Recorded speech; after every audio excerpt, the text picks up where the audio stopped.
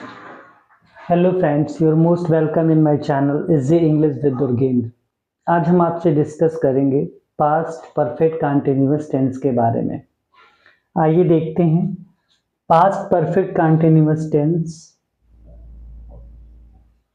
जब कोई काम समय के साथ हो रहा हो, जैसे तुम प्रातःकाल से पुस्तक पढ़ रहे थे। हमने इसके पहले प्रेजेंट परफेक्ट कंटिन्यूअस टेंस में सारे रूल्स बहुत डीपली समझाए हैं, बट यहाँ पे अगर आप देखें तो पास्ट परफेक्ट कंटिन्यूअस टेंस की बात हो रही है, यानी काम हो रहा है बट पास्ट टेंस में, और उसके साथ समय भी जुड़ा हुआ है। जैसे तुम प्रातःकाल से पुस्तक पढ़ रहे थे, तो थे लगा है, रहा रही भी है और समय भी दिया हुआ है, तो ये हो गया पास्ट परफेक्ट कंटिन्यूअस टेंस। अब अगर आप यहाँ देखें कि तुम प्रातःकाल से पुस्तक पढ़ रहे थे, तो इसका रूल क्या होगा कि सबसे पहले आप सब्जेक्ट यूज करेंगे, फिर हैड बीन यूज करेंगे, फिर आप एक्शन के फर्स्ट फॉर्म में आईएनजी यूज करेंगे, और फिर आप ऑब्जेक्ट यूज करेंगे और सिंस और फार यूज करेंगे। इसके बाद आप टाइम यूज करेंगे। सिंस और फार, सिंस जहाँ पे पॉइंट ऑफ टाइम होगा, यानी जहाँ पे एक्यूरेट टाइम दिया होगा, पॉइंट ऑफ टाइम, वहाँ पे हम सिंस यूज करते हैं, और जहाँ पीरियड ऑफ द टाइम होगा वहाँ पे हम फार यूज करते हैं। तो पॉइंट ऑफ द टाइम और पीरियड ऑफ द टाइम, इन सब पॉइंट्स पे हम बहुत ज़्यादा डिटेल में प्रेजेंट परफेक्ट कंटिन्यूअस टेंस में डिस्कस कर चुके हैं। तो आप अगर प्रेजेंट परफेक्ट कंटिन्यूअस टेंस की वीडियो देखेंगे तो आपको डिटेल काफ़ी वहाँ से मिल जाएगा।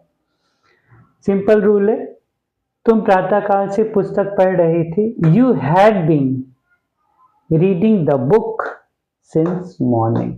यहाँ पे हैड बीन के साथ एक्शन के फर्स्ट फॉर्म में आपने आईएनजी यूज किया, फिर ऑब्जेक्ट यूज किया, फिर सिंस यूज किया और फिर टाइम यूज किया। सेम देखें, पुलिस चोरों को 5 दिन से खोज रही थी। Police had been searching the thieves for 5 days।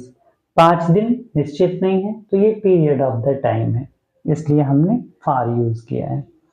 Next देखें, यह किसान पिछले सोमवार से अपना खेत जोत रहा था और टाइम दोनों दिया हुआ है, इसलिए हम पास्ट परफेक्ट कंटिन्यूअस टेंस की बात करेंगे। तो यह किसान, this farmer had been ploughing the field since last Monday.